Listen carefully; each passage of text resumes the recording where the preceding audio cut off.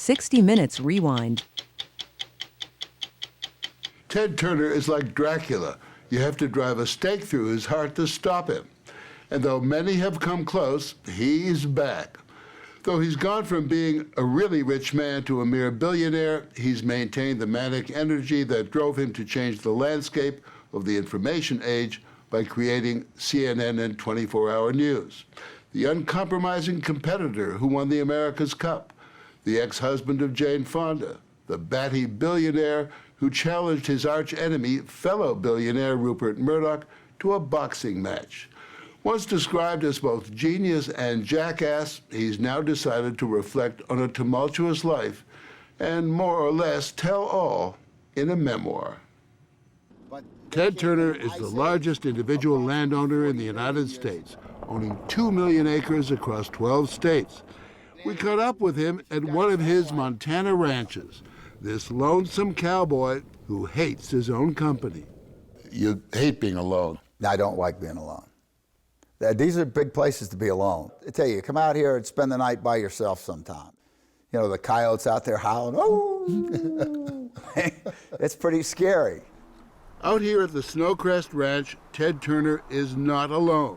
He keeps company with bison, horses, and a stream full of Ruby River trout. Oh, Mamma Mia! That's a real nice fish. Life is good for Ted Turner. He's not your average old-age pensioner. This most restless of men jets round the world. Here we go. Promoting good causes, dreaming up new business ventures, and dropping in on his dozens of properties scattered about the hemisphere. And now, as he turns 70, he's written his book. So after his morning ride, the man who proudly says he never looks back decided to do just that, to let Ted reflect on Ted. I've had the good fortune to have a much more diverse life than most people, with professional sports and television and news and movies. And a fairly spectacular private life, too. Well, it's been a lot of fun. Ted Turner burst on the scene in 1977 when he captained Courageous, the yacht that won the America's Cup. As a blotto Turner celebrated, Captain Outrageous emerged. But it was his groundbreaking creation of CNN that put Turner indelibly on the map. But his company's rapid growth and ballooning debt nearly bankrupted him. I was going to go broke if I didn't get things turned around real fast. But I was able to get it refinanced without government help, I might add, unlike what's going on today. But we made it by the skin on our chinny chin chin. 2 years later, we made a run at CBS. Unsuccessful, but we did take a swing. Instead, Turner went on to create his own broadcasting powerhouse, and when he merged his company with Time Warner in 1996, his status as media visionary was confirmed. I didn't care how much adversity life threw at me. I intended to get to the top. The adversity started at infancy, shipped off to boarding school at the age of 4, followed by years of military school for discipline. He says his alcoholic father did everything he could to toughen him up. You had a pretty tough father. So what? You know, lots of people have tough fathers. He beat you up. And no, he didn't beat me up. He spanked me. Spanked me with a wire hanger? Yeah, a couple times. But that's pretty traumatic stuff. It was, but he was doing it to make me better. And you think it made you better? I think so. At age 21, he began working for his father's outdoor advertising business. But shortly after, an event that both shaped and shattered Ted Turner. Your father's suicide, that would strike me as something that would be awfully difficult for anybody to get over. Sure. Were you out to prove something to him, even though he was gone? He wanted me to be a big success, and all my life I've tried to be a big success. So his influence was huge. That success is plastered all over the walls of his Atlanta office. CNN made Turner into a statesman of sorts, hobnobbing with world leaders. But he may be best remembered for the impolitic things he said, insulting Christianity, fellow billionaires, even the Italians. Italians, imagine the Italians at war. I mean, they'd rather be involved in crime and just making some wine and having a... Good time. His utter inability to self-censor earned Turner the nickname the Mouth from the South. But to some, it was evidence of true mental instability. Turner admits he took the drug lithium for a while, but said it had no effect. But that didn't stop his rival, Rupert Murdoch, from questioning his sanity during their legendary war of words. His newspapers were pretty brutal in attacking you. They called all the time. They called you crazy. That's right. Nuts, I think they said. He had detectives following me around at times. At least Really? I think he did. I never had any proof of it. You once said that Murdoch was the most dangerous man in the world. You still believe that? No, I think George Bush is the most dangerous man in the world. I've made peace with Rupert. We had lunch together a few months ago. Now there's not anybody I don't like. But after this interview's over, I may not like you. Yeah. Vintage Ted Turner.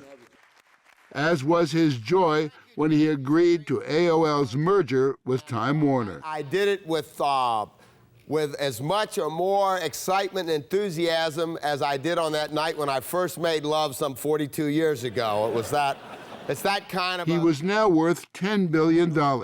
But shortly after the merger, Turner was pushed aside by Time Warner brass. Vice chairman of nothing, even though he was the company's largest individual stockholder. Then the internet bubble burst and AOL Time Warner's stock went into free fall. You were losing nearly $10 million a day for 2.5 years. $1 million a day. $1 million a day for 2.5 years? Wait a minute, that'd be 700 million. No, you're right, 10 million a day. I get thousands, millions, and billions mixed up. But when you're bleeding $10 million a day, at some point you just got to say, I'm getting out of this. But my kids were all in the stock, most of my friends were, so I sat there loyally and went down the drain with everybody else. To the tune of $7 billion. To Turner, it was apocalypse now. His marriage to Jane Fonda was breaking up. A grandchild was gravely ill, and he was jobless. His 5 children were worried that, like his father, Turner might take his own life. He contemplated suicide, and I was really worried when Jane left him, and they took away his job the way they did. He was. That's right. That was the lowest I'd ever seen him. He was really depressed, and a lot of other things were happening in our family as well. So it was a really, really tough time for him. He barreled through it. And he also got help. He got professional help. He went to a shrink. Yeah. Exactly. And he said he always left his shrink, and he cheered his shrink up. He said he would leave him laughing. Turner admits he spent more time gallivanting around the globe than he did being a father. I think he may be the most restless man I've ever met. We never sat down for a meal for more than 15 minutes, I guarantee you. He'd also give the monologue. The conversation was his through the whole dinner. The operative word is monologue. Yeah, he likes to talk at you. So how was your day time together? Yeah, after a vacation with Dad, you need a vacation. Recently, Turner says he has become a better father and feels his relationship with his children is his greatest achievement. If his kids is his greatest achievement, what do you think is his biggest disappointment? I've heard him say his failure of his marriages. He's been married 3 times, most famously to actress Jane Fonda, a union that lasted 10 years. You seemed really happy, you and Jane Fonda together. We were, for a long time. And what went wrong? It's hard to tell. Obviously, it was a combination of things. Do you wish that the marriage had managed to survive? Well, it didn't. I mean, there's no point in sitting around and crying about spilt milk. Got to move on. Moving on is Turner's mantra. It also put a hex on his marriage to Jane Fonda. It's impossible to really be with Ted the way he needs someone to be with him and have any kind of life of your own. He's perfectly aware of it. He said Yes. to me, he said, I hate being alone. He's aware that it makes it hard for the person who's, trying to love him. But what's interesting is the moment he's in one place for a couple of days, he's got to move on to somewhere else. Yeah. When you're chased by demons, you have to keep moving. Though they've been divorced for 8 years, they're in some way inseparable. If Ted really needed me, I would be there in a blue minute. Yeah, I think he misses you a lot. I think he does, yeah. I'm not getting emotional because I wish I was still living with him, but he touches me deeply, deeply, the contradictions that make up Ted Turner. Turner admits being a husband is not his strong suit. You had a tough time at monogamy, correct? It's a lot easier now. Now that you're not married, you mean? Well, at being 70 too. But you still have a lot of girlfriends. I still have some. I'm dating. Turner now dates several women at once, and they all look remarkably alike. They take turns as traveling companions in his restless wandering. And he's as generous as ever with his philanthropy. He famously pledged $1 billion to the UN and has given another $500 million or so to causes he believes in. But lest you think Turner has completely withdrawn from business, welcome to Ted's Montana Grill. Everything okay? Home of the Bison Burger. Turner started the eco-friendly chain as a way of ensuring the survival of his favorite mammal, both on a bun and roaming the prairie. So these are bison. Yeah. Don't step in the poop. His herd of 50,000 roams on only a few of the 27 properties he owns across North and South America. He plans to leave it all to conservation after he's gone. When our time's up, it's up. And no matter how rich you are, doesn't matter. That's right. All the money in the world won't buy you one more day. So you might as well give it away.